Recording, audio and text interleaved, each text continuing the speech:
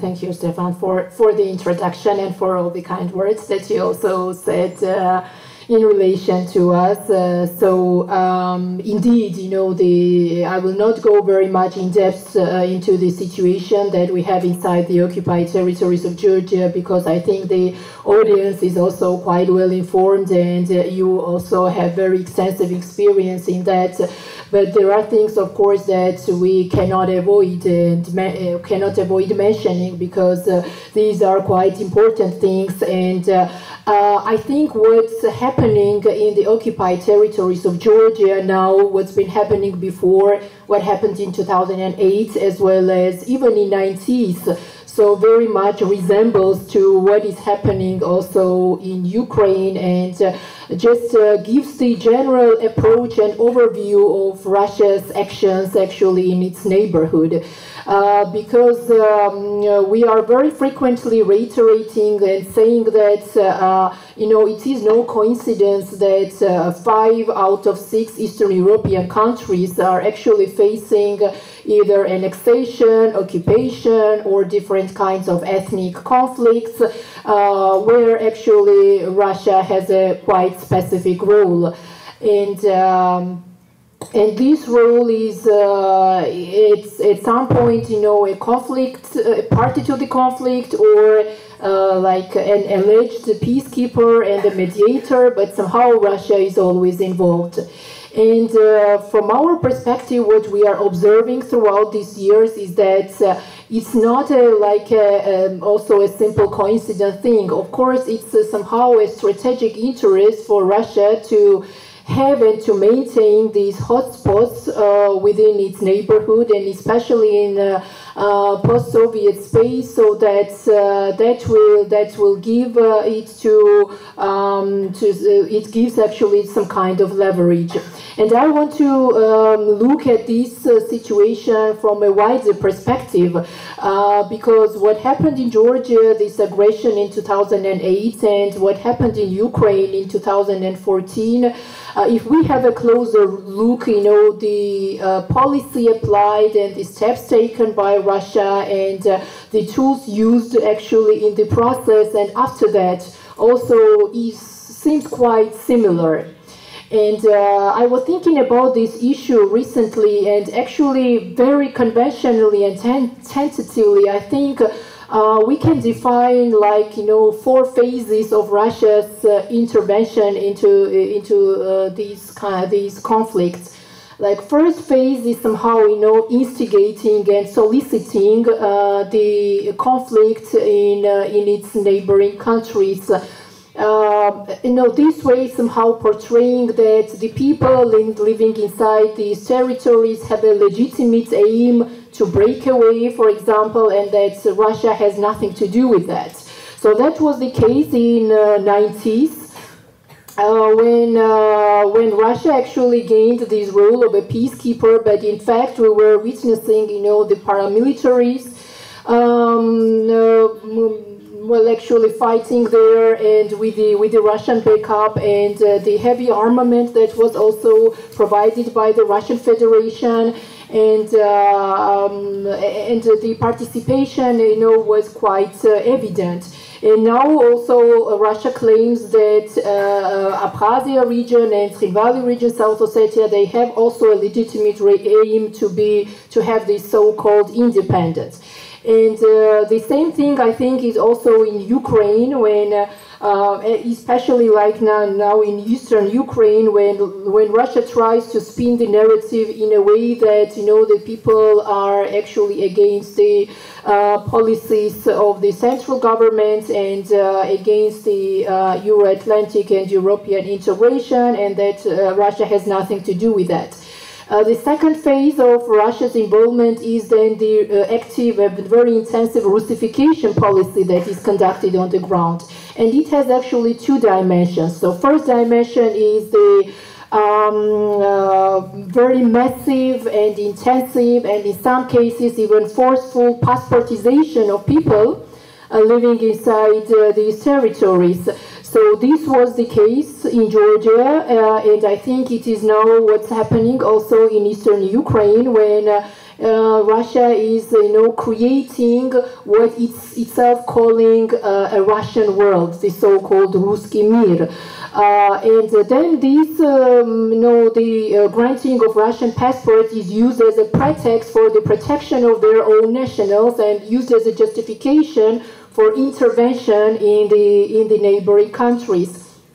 Another dimension of the Russification policy, what we are witnessing right now inside the occupied territories of Georgia, is the restriction of education in native language, when all remaining Georgian schools were shifted to Russian language instruction, and teachers as well as parents and even children, and even in kindergarten, children are actually pressured not to use Georgian language and not to have the education in Georgian language.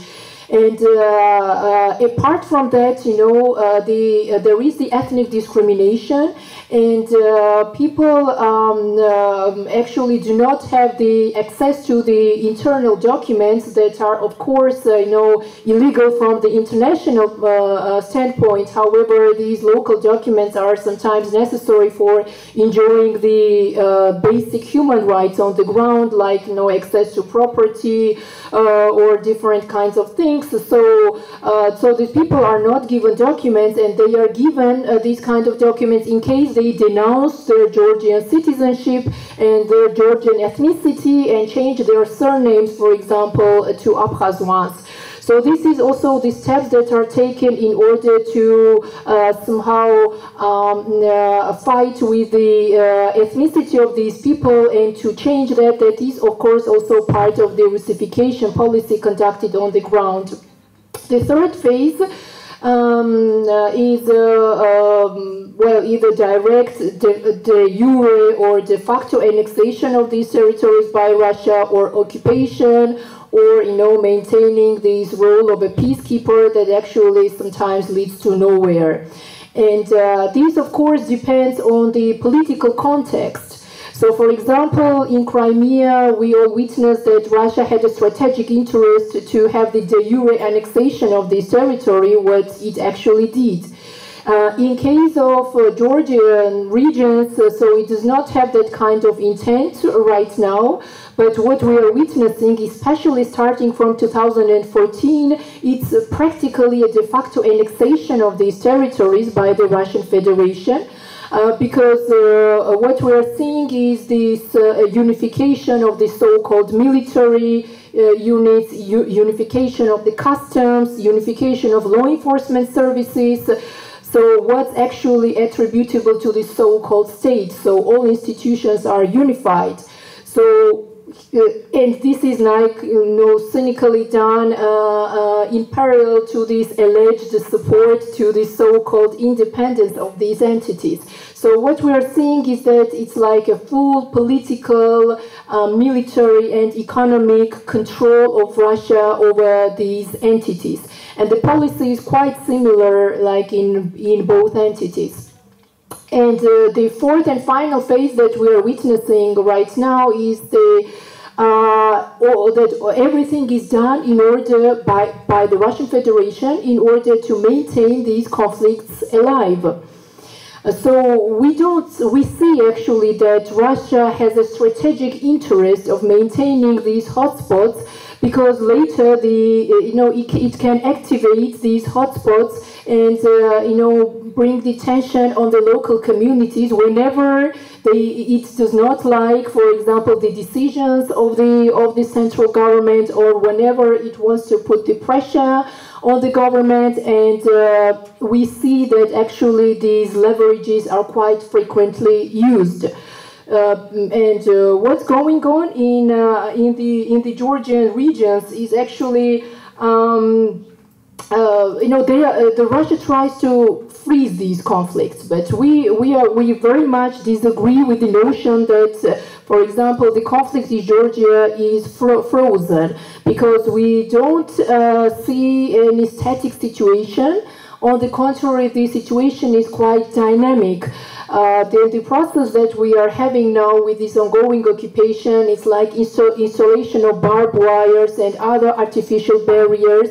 It's also a very intensive militarization of these territories, and also the human rights violations and very severe human rights violations that take place on the ground on a daily basis. So that's something that is very dynamic, and people suffer because of these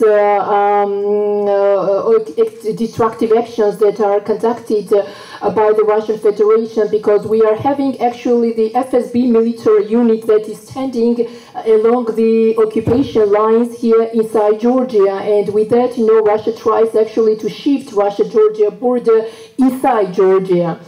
Now the situation that we are having, that you rightly mentioned, with the illegal detentions, and we have still, unfortunately, this case of illegally detained doctor Vaja Gaprindashvili, who, despite numerous efforts, still remains in the illegal custody, and the crossing points are closed in the direction of Akhalgori district. That actually leads to the humanitarian crisis on the ground, because people do not have the access to quality health care, they do not have the access to the medicine, to the products, the prices are increased, and this, of course, you know, leads to a very dire situation on the ground. And Russia, you know, actually does not care for the human rights, does not care for the human needs, and practically we call that situation as a hostage taking, because these people in Akhalgori district right now are held as hostages in order to achieve some kind of political aims that Russia has. And our very strong stance in that regard is that the humanitarian issues should not be held hostages of some political aims, and that these two should be detached from each other.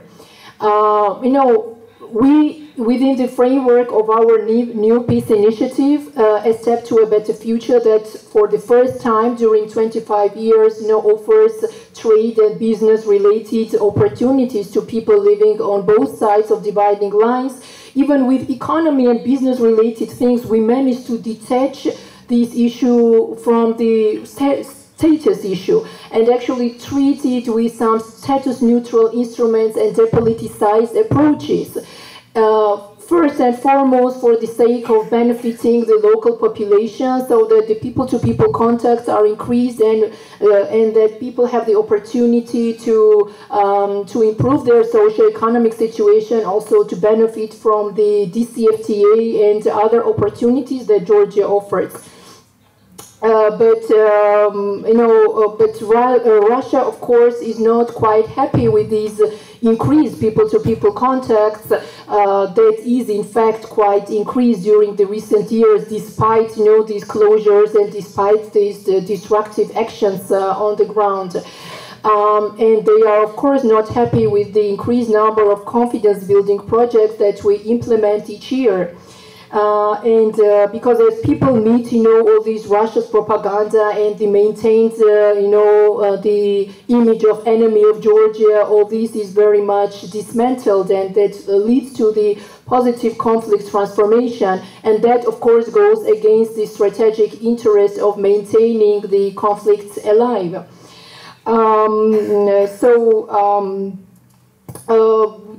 One of the important things that I need to underline also is that, it was very rightly mentioned in the European Parliament resolution 10 years after 2008 invasion, that the ongoing occupation in Georgia, it is a challenge and threat not only to Georgia but to the entire region and also to European security architecture.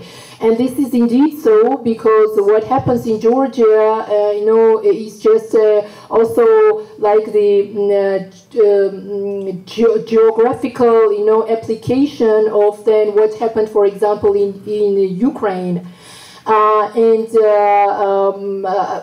You also rightly underlined that in your introduction, that There are many views in that regard that after 2008, Russia-Georgia war, there was not an adequate response to this situation. And then we got, what we got actually in Ukraine, and then we had this question of actually who is next. And this question, continues to be quite important up to now. And in terms of concluding of what is important, that the international community does in that regard, I think, labeling of this situation, of how it is in fact, is quite important. For example, calling the occupation, and actually, being quite vocal on the human rights violations and the ethnic discrimination that is, for example, here in Georgia, this is quite important. Because otherwise, we will not be able to adequately address the existing situation. And having a very unified position and very, strategic approach to this issue is also, quite important, I think. There are some people saying that because, Russia did not pay adequate price for what it did in Georgia in 2008. That's why, we had this continuation of its destructive actions in Ukraine. So this question, I guess, says so whether Russia is actually paying an adequate price for what it is now doing in Ukraine. Thank you very much. Thank you very much.